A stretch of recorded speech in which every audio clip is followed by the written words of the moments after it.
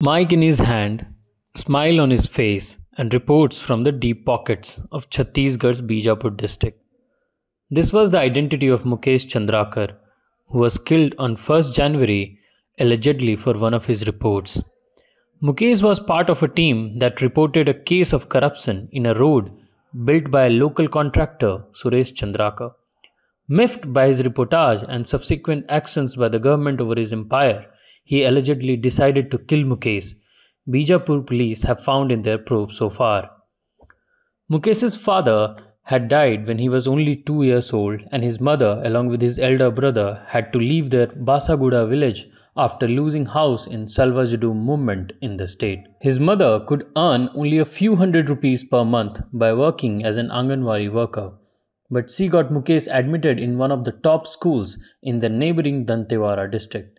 Those who worked with him recall their early days with Mukesh and how he was willing to help others. But there is a sense of helplessness among journalists who cite threats in districts such as Bijapur. Mukesh को लगभग मैं 2000 ऐसे तो 2012-13 से जान रहा हूँ, क्योंकि मीडिया पर्सन था तो मैं दंतेवाड़ा में मैं भी वहाँ पे पत्रकारिता कर रहा था। लेकिन जब 2016 में मैं यहाँ पत्रकारिता करने के लिए बीजापुर जब मैं ट्रांसशिफ्ट हुआ यहाँ पे, तो तब मैं एकदम क्लोजली मुकेश को जानने लगा, क्योंकि मुकेश ने मुझे यहाँ पे सपोर्ट किया, मुझे रहने के लिए घर और यहाँ की जो भौगोलिक परिस्थिति थी उसमें रिपोर्टिंग कहाँ करना है, कैसे करना है, वो मुझे गाइड किया। और एक लंबा समय तक तो उस एक दोस्ती, एक छोटा भाई बड़ा भाई वाला जो रिश्ता उस समय बना, वो लगभग अभी तक पूरा बना हुआ है पूरा। आप लोग एक साथ काम करते थे? जी, मुकेश के साथ ये था कि मैं प्रिंट मीडिया में था और वो इलेक्ट्रॉनिक मीडिया में था, लेकिन किसी भी डेंस फॉरेस्ट के इलाके में कहीं भी रिपोर्टिंग करनी होती है, नक्सल रिपोर्ट हो या कोई भी करप्शन की रिपोर्टिंग हो, मतलब कहीं भी जाना है, बड़ी स्टोरीज करनी है, तो मुकेश ऑलवेज मेरे साथ रहता था। कभी अगर मैं बाहर रहा तो अलग बात है, लेकिन जब मैं यहाँ रहा तो मेरे को वो एक फ़ोन करता था, दद्दा चलेंगे क्या, ये बोलता था। किस तरीके की रिपोर्टिंग करते थे मुकेश? हमारे साथ जनरली ये बीजापुर जैसा जो इलाका है ये नक्सल इफेक्टेड इलाका है, और आए दिन यहाँ पे रिपोर्टिंग जो होते है वो जंगल से जुड़ी होती है, क्योंकि ग्रामीण इलाके में बहुत समस्याएं होती है, वो एक होती है। क्योंकि आपको रिपोर्टिंग करना है तो सीधी बात आपको रिमोट एरिया में जाना पड़ेगा, खबरें वहीं से मिलेगी। जहाँ एडमिनिस्ट्रेशन की पहुँच नहीं रहती वहाँ पत्रकार पहुँचता है, तो वो इलाके की खबरें बहुत बड़ी निकलती है। और यही खबरों की चाहत भी हमको रहती थी कि आदिवासियों से जुड़ी जो मुद्दे रहते थे, और क्या वास्तव में गवर्नमेंट के फ्लैगशिप्स प्रोग्राम, उनकी स्कीम्स क्या उन तक वहाँ तक पहुँच रही है, और पहुँच भी रही है तो उसकी आड़ में चल क्या रहा है, वो वस्तु स्थिति को हमको वो रिपोर्ट बनाते थे। और दूसरी हमारी एक सेकंड जो कॉमन रिपोर्टिंग है हर पत्रकार करता है, वो है नक्सल से जुड़ी रिपोर्टिंग होती है। कई बार नक्सल से अपने इंटरव्यूज़ के लिए या कई मुद्दों के लिए या कुछ भी उनसे उनके एजेंडा से जुड़े मुद्दों पे वो हमें बुलाते ज़रूर थे। तो लगभग लगभग हमारे मतलब ऐसा दौर चलता था कि हम उन्हीं इलाकों में, नक्सल इलाकों में बहुत ट्रैवलिंग करते थे, और इस पे खतरा भी बहुत रहता था। मुकेश को यहाँ मुकेश के साथ हमको सभी को एक खतरा कॉमन रहता था, कि जैसे उन इलाकों में रिपोर्टिंग करके लौटते थे हम, तो या तो सुरक्षा एजेंसियों से खतरा रहता था, और अब सुरक्षा एजेंसियों से जुड़ी कुछ रिपोर्ट करें तो नक्सली हमें किस रूप में हमारी रिपोर्ट को ले रहे। एक बार इसी विषय पे मुकेश को ठीक 1 साल पहले नक्सलियों की तरफ से भी एक पत्र आया था। वो पत्र में क्या है, नाराजगी जताई गई थी। क्या हुआ था कि विधानसभा चुनाव से पहले आवापल्ली मार्ग पर एक नक्सलियों ने एक बंद बुलाया हुआ था, तो रात के 8 बजे थे, वहाँ एक बस पे, पब्लिक बस में आगजनी कर दी गई थी जो जा रही थी रायपुर की तरफ, और रास्ते पर लकड़ियाँ डालकर भी आगजनी कर दी गई थी। तो इसके बाद भी क्या हुआ था कि उस रिपोर्ट पे मुकेश ने कहा था कि आप जनता की बात करते हो, जनता ना जो आपकी पॉलिसी से बात करते हो, तो जनता से जुड़ी सुविधाओं का क्यों आप मतलब इस तरह से उनके साथ व्यवहार कर रहे हो। तो ये रिपोर्ट थोड़ी सी नाराजगी भरी। तो ये एक उदाहरण मात्र है कि हमारे साथ जो चुनौती आती थी। Mukesh joined journalism after taking inspiration from his elder brother Yukesh, who was a journalist before he passed graduation.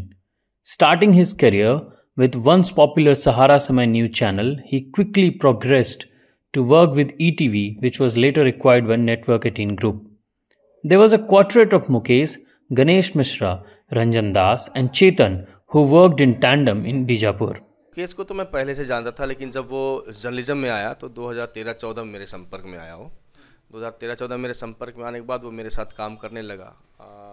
वो उस समय नया नया था फील्ड में, और मैं 2003 से पत्रकारिता के फील्ड में हूँ, तो वो मेरे साथ फील्ड में जाना, रिपोर्टिंग करना और कैसे रिपोर्टिंग, अच्छी रिपोर्टिंग कैसे कर पाएँ अंदरूनी इलाके में, क्योंकि मैं बीजापुर में बहुत कम अंदरूनी इलाकों में ज़्यादा रिपोर्टिंग किया हूँ लोगों के बीच में, और ख़ासकर ऐसे इलाके जो नक्सल प्रभावित हैं, जहाँ पर सरकार के जो लोग हैं, सरकार का जो नुमाइंदे वो नहीं पहुँच पाते, ऐसी जगहों पे रिपोर्टिंग ज़्यादा करते थे हम। तो मुकेश भी उसी तरह की रिपोर्टिंग करता था। तो एक बार बता दूं कि मुझे एक नक्सल थ्रेट मिला था। उस समय नक्सलियों के खिलाफ एक आंदोलन हम पत्रकारों ने छेड़ा था, उसमें मुकेश ने लीड किया था और काफ़ी मेहनत की थी। और उसके बाद नक्सलियों के सेंट्रल कमेटी ने मुझसे माफ़ी मांगा था उसको लेके कि बाय मिस्टेकली आपका नाम लिखा था। ऐसा मुकेश ऐसा था कि वो अगर किसी चीज़ पे लग जाए तो वो जब तक उसका अंतिम परिणाम तक नहीं पहुंच जाता तब तक वो लड़ता रहता था। आप लोग की टीम थी, आप लोग एक साथ काम करते थे जी। मुझे बताइए कि सबसे बड़ी उपलब्धि, एक तरीके से कहें कि आप लोग की रिपोर्ट में सबसे बड़ी स्टोरी क्या की थी आप लोगों ने? देखिए, सबसे बड़ी स्टोरी तो बहुत सारी किए हैं हम लोगों ने, जिसमें सरकार को एक्शन लेना पड़ा। परंतु जो देखिए, रिपोर्टिंग के साथ साथ जो जन सरोकारिता की जो चीज़ें होती है वो बहुत महत्वपूर्ण होती है, जिसमें हमारी पूरी टीम थी, मुकेश, मैं, रंजन, चेतन, हमारी एक टीम थी। जब एक कोबरा जवान को नक्सलियों ने अगवा कर लिया था एक मुठभेड़ के बाद, देखिए वो इसलिए भी महत्वपूर्ण है क्योंकि जवान जो सेंट्रल गवर्नमेंट का कर्मचारी है, सेंट्रल गवर्नमेंट की तरफ से यहाँ पर था, तो पूरे देश में उसको लेके माहौल बहुत ही ज़्यादा उबला हुआ था। तो उसमें मुकेश, मैं, हम सब थे, और वो नक्सलियों से बात करने के बाद करीब 4 से 5 दिन बाद हमने उस जवान को नक्सलियों से चंगुल से छुड़वाया था और उसके बाद उसके घर तक छोड़ा था। तो ये मैं मानता हूँ कि रिपोर्टिंग से ज़्यादा जो है सामाजिक सरोकारिता क्षेत्र में मुकेश का और हम लोग जो थे, जिसमें मुकेश का बेहद और अहम योगदान है, जिसको मुझे नहीं लगता कि जो जवान रिहा हो, घर पहुँचा, कभी भूल पाएगा। ये सबसे बड़ी उपलब्धि रही है। It was the Quatrain who rescued a CRPF Cobra commando from the grip of Maoists in Bijapur in 2021. Mukesh shot into fame along with his colleagues after the rescue of CRPF commando in 2021. Thereafter, he decided to go solo and run his own YouTube channel and started his journey with the channel named Bastar Junction. He started the channel in May 2021 and it had more than 100 video reports from the heart of conflict. In 2 of his last reports for NDTV, Mukesh played camera person for Nilesh Tripathi and produced 2 hard-hitting stories on delayed payment to Shiksha Doot, who were employed by the state government to teach tribal students in villages affected by the LWE and bad condition of road built by Suresh Chandrakar. It was 2nd January morning that Mukesh's brother Yukesh realized that his younger brother was missing and he lodged a missing report at the city Kotwali police station. NDTV से मेरे भाई यहाँ से reporting करते थे, भले कोई उनके राज्य ब्यूरो चलाए हों खबर को, लेकिन नो डाउट कि उसका असर तो पड़ा खबर रिपोर्टिंग। हाँ, जांच कमेटी गठित हुई, उसकी भी खबर जो है चली। अब वो सिर्फ 120 करोड़ की सड़क का तो मामला नहीं हो सकता था। हो सकता है कि अभी मैंने कहीं से सुना, मेरी स्थिति ऐसी नहीं है अभी फिलहाल कि मैं मोबाइल खोल करके खबरों को देखूं। मेरी स्थिति ऐसी है अभी कि मैं अपने परिवार की चिंता करूं या अपने बच्चे के दुख में मरूं। पशुपेश में है जनाब, हम बहुत बुरी स्थिति का, बहुत बुरी परिस्थिति का सामना कर रहे हैं। तो हो सकता है कि उस खबर के असर के कारण अभी जो पता चला कि 220 करोड़ का टेंडर निरस्त हुआ है ना, नहीं तो किसी और भी काम का है ना, तो इसकी रिकवरी होने की आशंका उन्होंने महसूस की हो।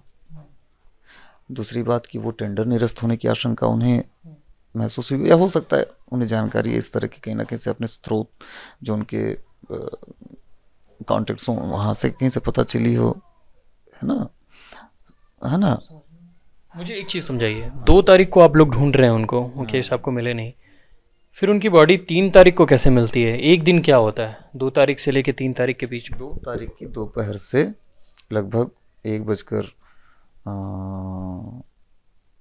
40-45 मिनट से हम उसके जितने कॉन्टेक्ट्स हमारे परिचय में, मेरी जानकारी में परिचय है, मेरी जानकारी में जो कॉन्टेक्ट्स हैं उन सबको मैं कॉल लगा रहा हूँ। मेरे बड़े भाई ने भी एक जगह पे उन्होंने भी कॉल लगाया, ठीक है।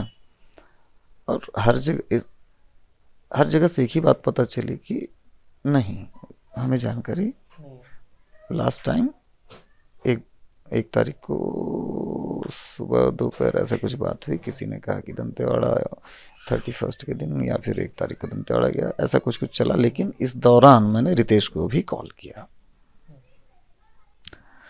रितेश को जब मैंने कॉल किया था तो उसने बोला कि 3-4 दिन से बात हो रही है, मुलाकात नहीं हुई है। रितेश चंद्राकर, जिनको पुलिस ने पकड़ा हुआ है अभी इस हत्या के इल्जाम में। When Bijapur District Police started investigating the matter, they found Ritesh Chandrakar had fled to Raipur and the role of his elder brother Dinesh Chandrakar also came into the picture. Dinesh was arrested and he revealed the entire plot. The prime accused, Suresh Chandrakar, was arrested from Hyderabad on 6th January. The facility behind me is the facility where Bijapur journalist Mukesh Chandrakar was allegedly beaten to death and was dumped inside a septic tank. The accused in this case, Suresh Chandrakar, was a government contractor against whom there was reportage done by Mukesh Chandrakar, to which he had a serious disliking and had planned to kill. The police investigation so far has revealed that due to his reportage, Suresh Chandrakar was fearful of losses to his business and that is why he hatched conspiracy to eliminate Mukesh Chandrakar. He was called at this facility on 1st of January by his younger brother Ritesh Chandrakar and then he was allegedly beaten to death and dumped inside the septic tank. Police investigation is claiming that the case is now solved after the arrest of all the 4 accused, but the journalists in Bastar and especially in Bijapur are citing this murder of Mukesh Chandrakar as another chilling blow to the journalist and press freedom in Bastar. I am Mayank for The Print in Bijapur.